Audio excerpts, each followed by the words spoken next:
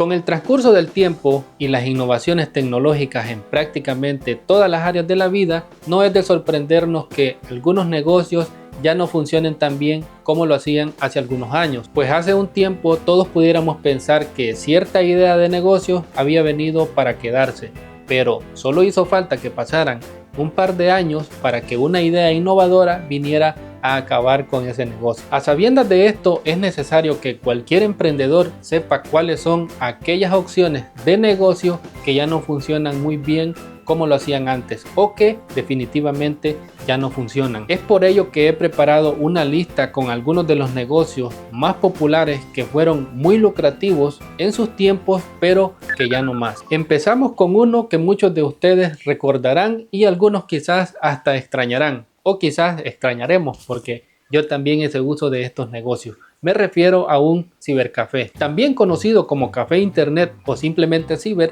es un local público que ofrece acceso a internet mediante computadoras disponibles para los clientes. Aunque originalmente se asociaban con un servicio de cafetería, bar o restaurante, no todos los cibercafés ofrecían estos servicios adicionales. El punto es que se volvieron muy populares y muy creativos. Parecía la idea de negocio perfecta, pues hasta hace poco el tener una computadora en casa y más con acceso a internet de alta velocidad era cosa reservada para unos pocos. Pero fue solo cuestión de tiempo para que el avance de la tecnología y la innovación le pusieran fin a estos negocios. Los cibercafés solían cobrar una tarifa por el tiempo de uso de las computadoras, que incluía acceso a internet y a veces a otros programas como procesadores de texto, programas de edición gráfica, entre otros. Estos establecimientos jugaban un papel importante en la masificación de internet, especialmente en comunidades con menor poder adquisitivo. Además de proporcionar acceso a internet, algunos cibercafés ofrecían servicios adicionales como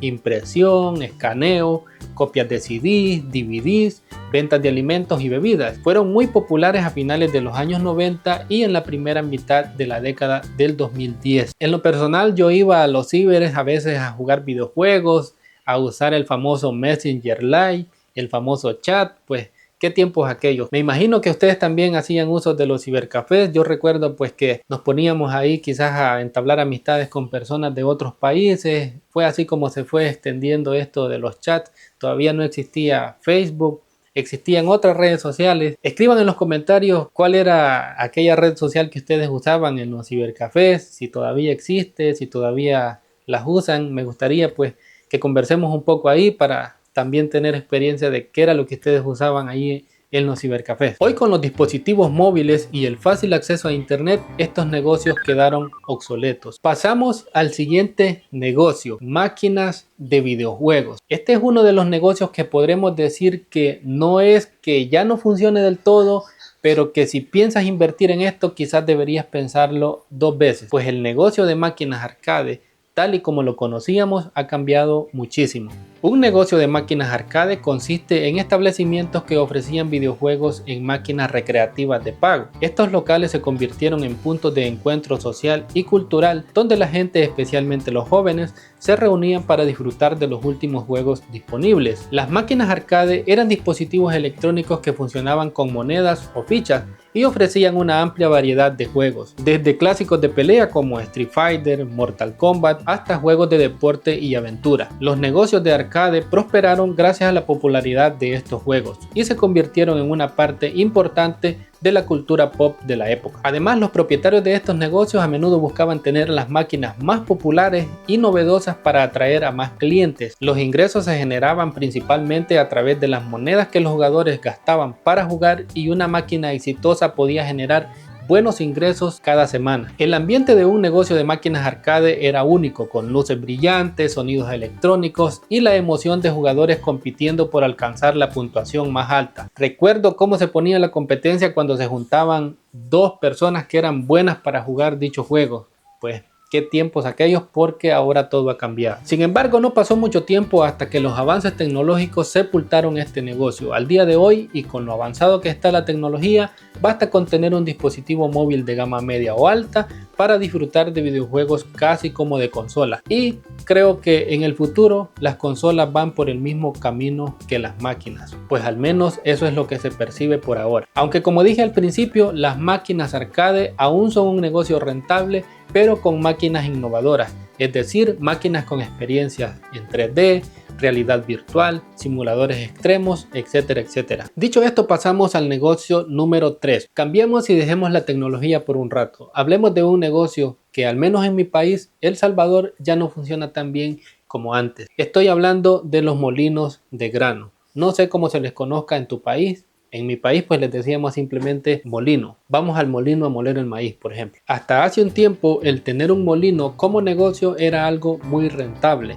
Las familias en El Salvador cocían el maíz, lo lavaban y lo llevaban a ser molido. El dueño del molino cobraba una tarifa según la cantidad de grano. Aunque lo más común era el maíz, para la masa de las tortillas, habían personas que molían café, arroz o maíz, pero para tamales, pupusas, etc. Estos negocios eran muy rentables y se volvieron muy populares. Para darte un ejemplo, en mi colonia habían 5 molinos y todos sabemos que cuando hay demasiada competencia el negocio se vuelve cada vez más difícil. En la actualidad los molinos siguen existiendo, pero donde antes habían 5 ahora solo hay uno. Ahora los clientes se redujeron solamente a comerciantes, por ejemplo de tamales, de tortillas o las pupuserías, quienes son los que aún hacen uso de estos molinos. El resto de la población en su mayoría prefieren comprar las tortillas ya hechas, ya sea por holgazanería o por conveniencia, pero es como es. El punto es que un molino solamente sería buena opción si en la zona no hay ninguno o si hay emprendedores con negocios de tortillas, pupuserías o similares. Dicho esto, pasamos al siguiente negocio que ya no funciona como antes, lo que sería la compra de un taxi. En décadas anteriores, comprar un taxi y pagar el costoso impuesto o permiso para funcionar era suficiente para tener un trabajo que generaba buenos ingresos, o al menos para irla pasando.